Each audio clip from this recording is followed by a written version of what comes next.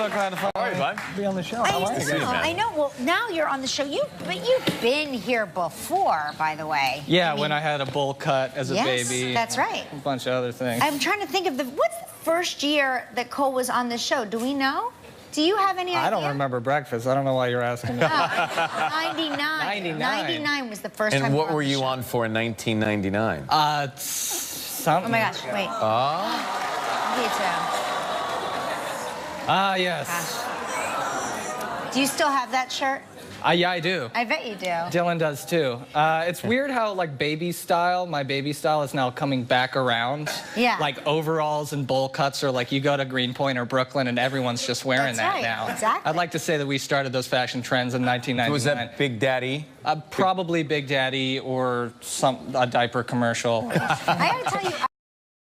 But it's not like I'm bleaching it like KJ. KJ's going to be bald by the end of this year. And if I keep wearing the hat, this part of my head is going to be bald. But that hat is really taking off. Like a lot. I see that hat everywhere now. It's good. It's become a thing. It's catching on. You know, I'm not getting any royalties for it though. Yeah. You gotta create your own now. I gotta try. Something that surprised me, I had no idea, and I watched Friends growing up, but you were Ross's son? I was. On Friends? No kidding. I didn't know that.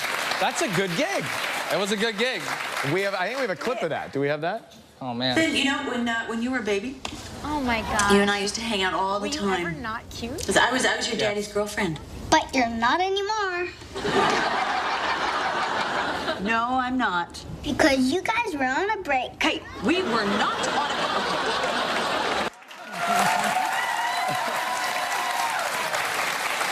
So then, you grew up in the public eye. I remember, you know, the sweet life of Zach and Cody, and then you stopped acting for a while. You went to college. Yeah. And you went to NYU. I did. And you got a degree in archaeology, or what was it? It's called Geographical Information Systems and Satellite Imaging. What? Yeah. I'd stick with archaeology. Right. Yeah. Yeah, it's basically like a virtual cartography, and I was applying it to archaeology. No kidding. Yeah.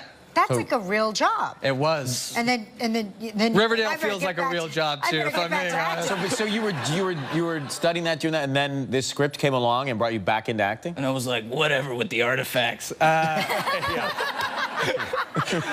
don't want to become one of these artifacts. I'm gonna get back on screen. No, I had traveled around the world, and I was part of a couple excavations, and then I had a job in Brooklyn in some dingy lab in a basement in Williamsburg, and I was just bagging artifacts like a treasure goblin. Right. And then I came back around. Yeah. The art's called back. The art's called back. Riverdale called. We're going to take a break. When we come back, we'll talk Riverdale and what is happening with Jughead and Betty. Right after this. Need we say more? This is it. This is why the nation is addicted right there, Riverdale. So what's in store for the Betty and Jughead this season? What can we look out for? A little bit more of that, which is going to be good. That's good.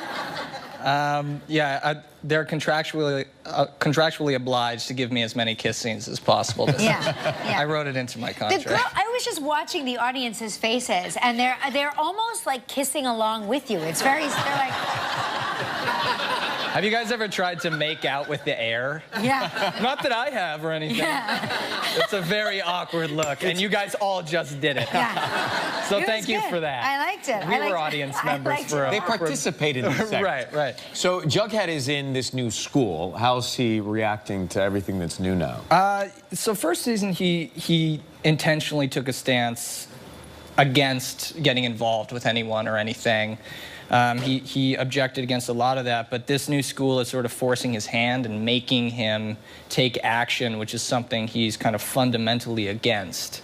So he has to make some choices that are morally gray and that are going to involve him into a larger world of possible villainy that he has to address. He's got a foot on the north side of the town and a foot on the south side, which kind of makes him an intermediary between an impending civil war, and he also gets to kiss. So that's good. Wow.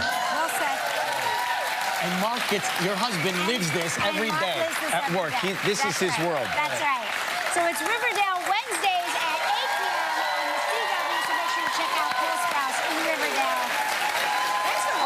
Next, Live's homemade Halloween costume contest finalists. We'll be right back.